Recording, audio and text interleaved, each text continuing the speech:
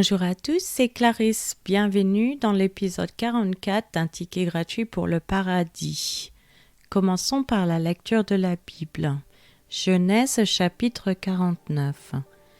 Jacob appela ses fils et dit : « Assemblez-vous et je vous annoncerai ce qui vous arrivera dans la suite des temps. Rassemblez-vous et écoutez, fils de Jacob. Écoutez Israël votre père. Ruben, toi mon premier-né, ma force et les prémices de ma vigueur, supérieur en dignité et supérieur en puissance. Impétueux comme les eaux, tu n'auras pas la prééminence, car tu es monté sur la couche de ton père, tu as souillé ma couche en y montant. Siméon et Lévi sont frères, leurs glaives sont des instruments de violence. Que mon âme n'entre point dans leur conciliabule, que mon esprit ne s'unisse point à leur assemblée.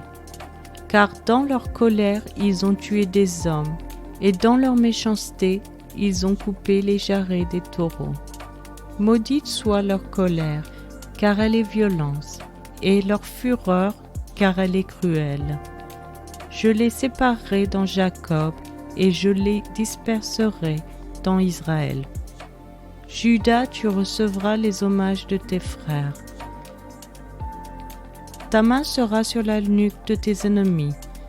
Les fils de ton père se prosterneront devant toi. Judas est un jeune lion. Tu reviens du carnage, mon fils. Il ploie les genoux. Il se couche comme un lion, comme une lionne qui le fera lever. Le sceptre ne s'éloignera point de Juda, ni le bâton souverain d'entre ses pieds, jusqu'à ce que vienne le Shilo, et que les peuples lui obéissent. Il attache à la vigne son âme, et au meilleur cep le petit de son ânesse.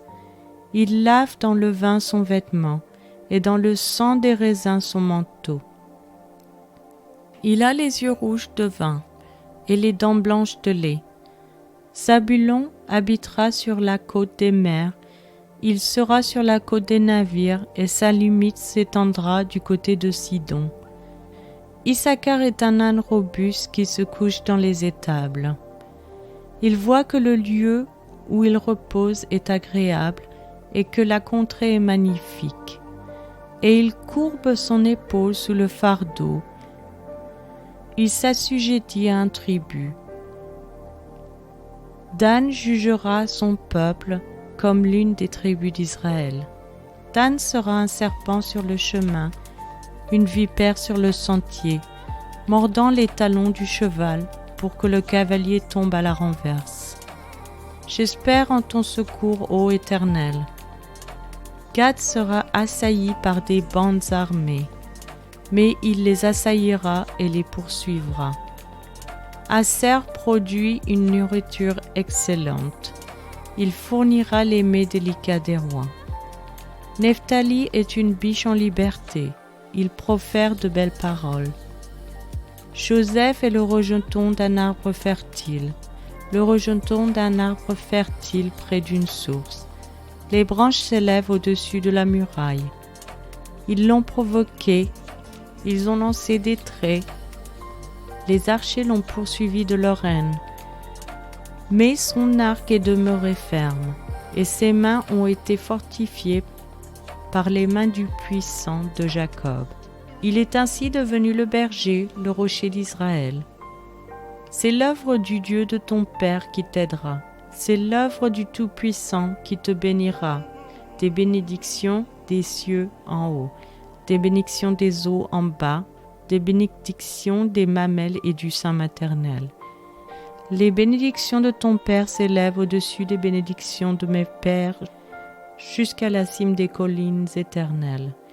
Qu'elles soient sur la tête de Joseph, sur le sommet de la tête du prince de ses frères.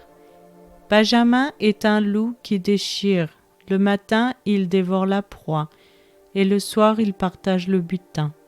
Seuls sont là tous ceux qui forment les 12 tribus d'Israël, et c'est là ce que leur dit leur Père en les bénissant. Il les bénit chacun selon sa bénédiction. Puis il leur donna cet ordre: Je vais être recueilli auprès de mon peuple. Enterrez-moi avec mes pères dans la caverne qui est au champ d'Éphron le Héthien, dans la caverne du champ de Macpéla, vis-à-vis de Mamré, dans le pays de Canaan. C'est le champ qu'Abraham a acheté d'Éphron le Héthien comme propriété sépulcrale. Là on a enterré Abraham et Sarah sa femme. Là on a enterré Isaac et Rebecca sa femme. Et là j'ai enterré Léa. Le champ et la caverne qui s'y trouvent ont été achetés des fils de Heth.